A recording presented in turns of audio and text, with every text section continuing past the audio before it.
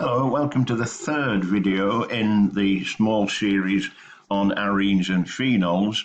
This last video looks at the comparative reactivity of arenes, directing effects, and we look at the chemistry of a particular arene called phenol. First of all then, after we've looked at the reactivity and reactions of arenes, we need to make one often asked comparison. This is the comparability of the reactions of arenes with alkenes. If you remember, the Kekulé structure would have suggested 3 double bonds, therefore very much like an alkene. But the reactions of arenes are very much unlike those of alkenes. So here is a comparative table for you to compare just the reactions of arenes and the reactions of alkenes. To make the comparison reasonable, I've chosen to use cyclohexene, which as you can see is a hexagonal structure with 1 double bond and has a molecular formula C6H12. I've particularly shaded the double bond region, as you can see, because we need to think about the electron density between the 2 double bond carbons. Of course, there is a sigma bond pair between the 2 carbons, and as well, there are 2 electrons from the 2 p orbitals, which constitute the pi bond, the second part of the bond. So in other words, there are 2 sigma bond electrons and 2 pi bond electrons, 4 electrons shared by those 2 carbons. So the examiners use the phrase, this is localized delocalization, because it brings 4 electrons in the vicinity of just the 2 carbons.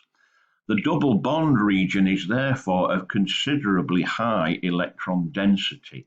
This means that the alkene is able to polarize an electrophile. So for example, a Br2 nonpolar molecule approaching that double bond area will be directly polarized, which is why alkenes undergo electrophilic addition.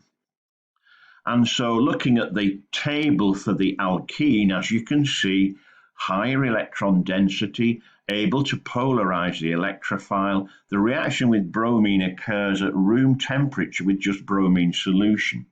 And of course, the orange color is decolorized.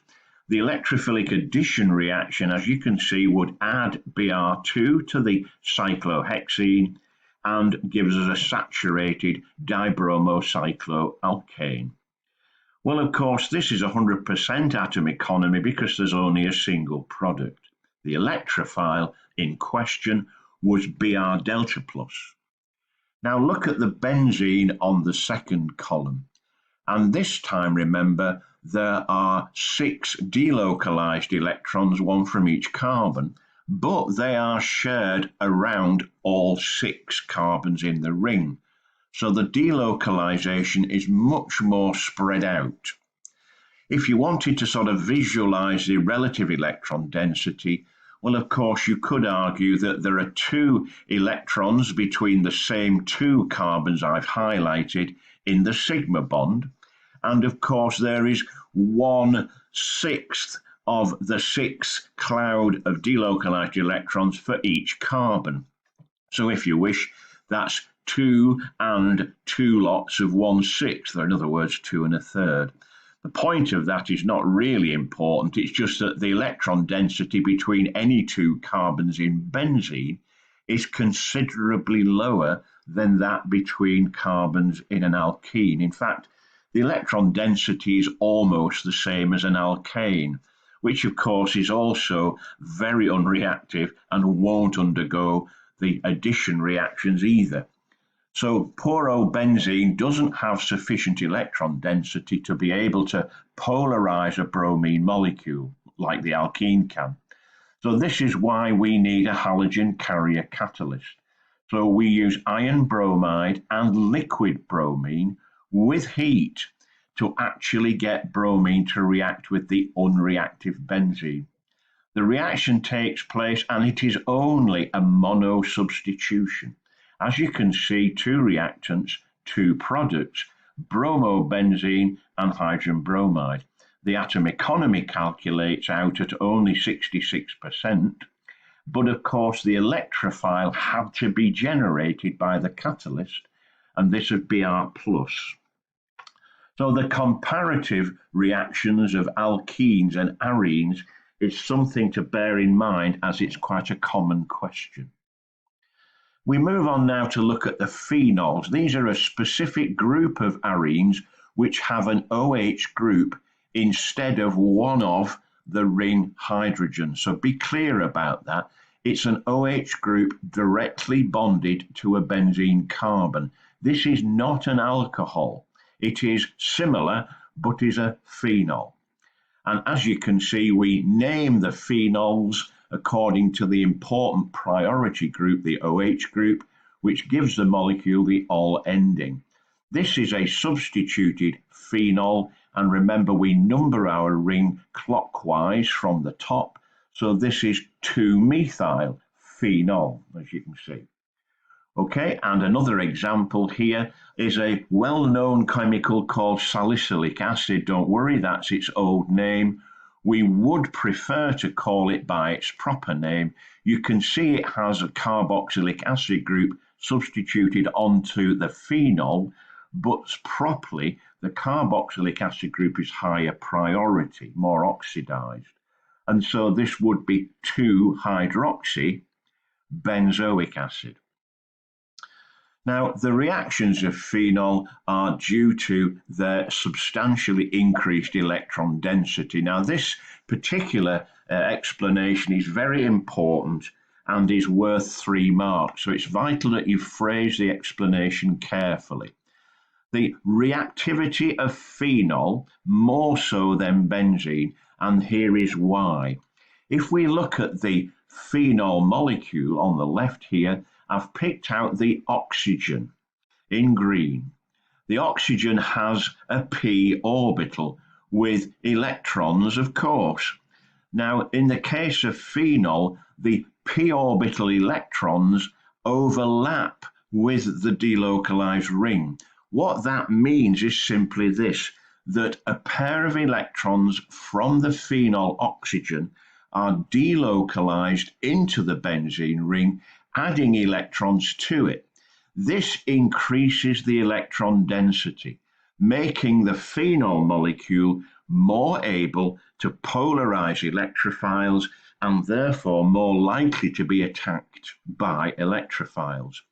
So put succinctly, an electron pair from the phenol oxygen is delocalized into the benzene ring.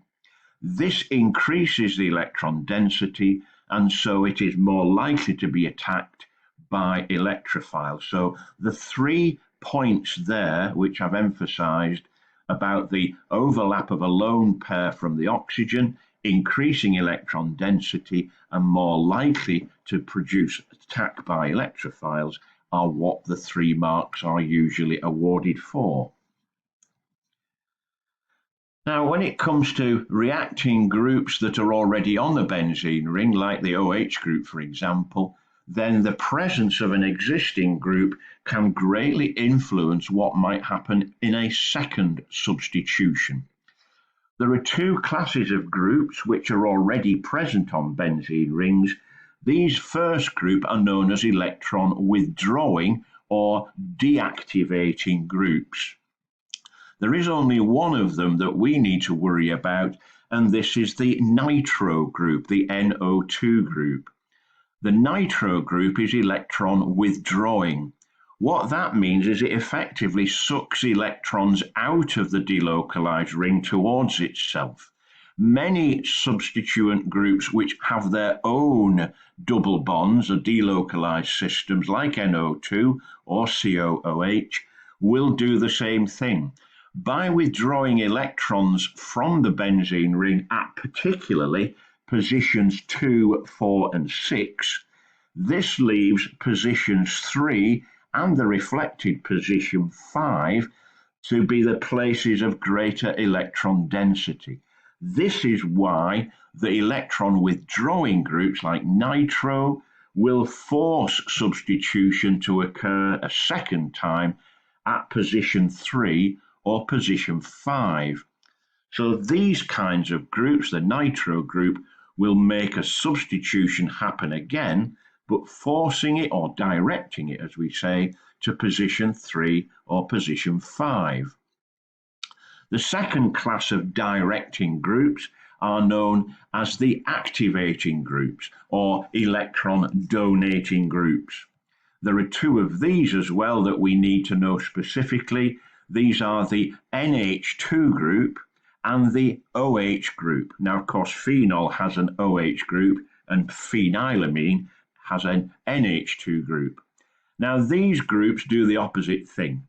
These have their own lone pairs on the nitrogen or the oxygen, and these are added to the benzene ring's delocalized cloud, as we saw with phenol. This increased electron density is focused at positions 2 and 4 and the reflected position 6. This means that if we have an NH2 or OH group already on the benzene ring, then subsequent reaction substitutions will be directed to those positions 2, 4, or 6. And so if we take a couple of examples of this, using phenol, for example, and the chloroethane with the Friedel-Crafts alkylation catalyst, then of course, because the OH is directing to position 2 or 4 or 6, then our ethyl substituent will go on those positions, and we're likely to get 2 ethyl phenol, as you can see, or we may even get 4 ethyl phenol as well. And of course, in the second example, if nitrobenzene was our compound at the start, then the Friedel-Crafts alkylation will substitute our ethyl group on position 3 or position 5, because the nitro group is electron withdrawing. So please be clear, OH or NH2 direct to positions 2, 4, 6. NO2 directs to position 3 or 5. Be clear about these three groups and what they do. So some more reactions of phenol. Well, phenol is a very, very weakly acidic substance. It's about pH 6 and a bit, so it's only slightly acidic. It weakly dissociates in water to produce a very low concentration of H+ ions. In other words, it's a very weakly acidic solution. And that dissociation equilibrium lies very far to the left, so there's hardly any H+ ions formed at all.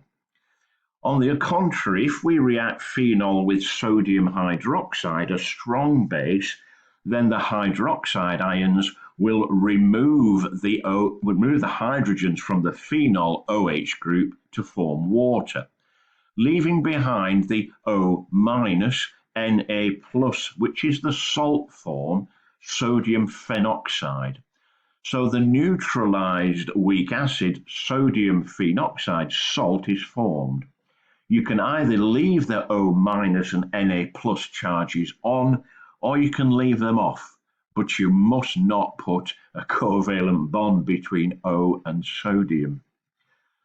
Okay, and one further reaction, phenol reacts with bromine solution readily because of the enhanced electron substitution at positions 2, 4, and 6. We only need dilute bromine solution and we get a very important triple substitution. The orange color is decolorized and we get an insoluble white precipitate formed instead, 2,4,6 tribromophenol. So a triple substitution because of the greater reactivity. With nitric acid, again, we only need dilute nitric acid, and the nitro group, of course, is substituted at position 2 or 4. So we get a mixture of substituted nitrophenols with only dilute nitric acid. We don't need the strong nitric acid as for benzene. So there's a comparative table here which we'll leave you with to summarize the differences between the reactions of phenol and benzene, primarily due to the enhanced electron density of the phenol compared to that of benzene.